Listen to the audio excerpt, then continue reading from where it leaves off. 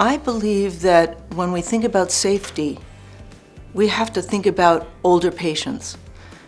In the United Kingdom, 70% of the days spent in hospital are by older patients.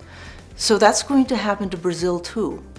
So you need to really focus on the specific adverse events that happen to older patients. And one of the most important of these is the question of delirium. Older patients have very limited biological reserves.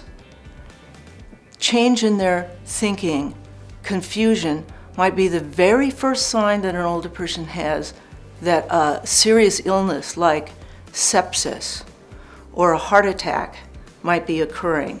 So if you understand that and look for that and also recognize the very frail patient, you can oftentimes do a great good for the patient by preventing that delirium or shortening the impact of that delirium.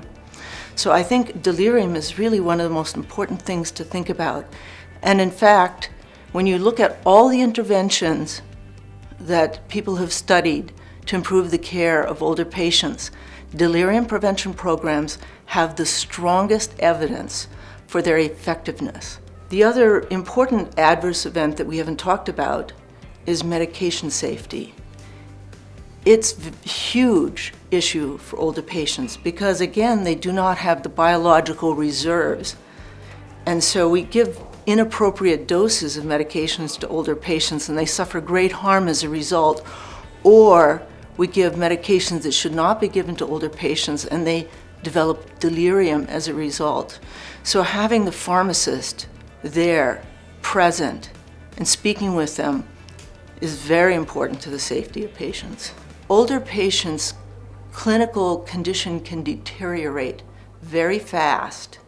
So having a hospitalist there present to follow their cognition, to watch for delirium, to see whether or not they're changing and developing sepsis is very important because you need to rescue them fast. That's one thing. And then I think as well that hospitalists understand, because they see this change in the patient, they can understand again when to make appropriate decisions for the care of the patient and not to do too many interventions that could be harmful for the patient.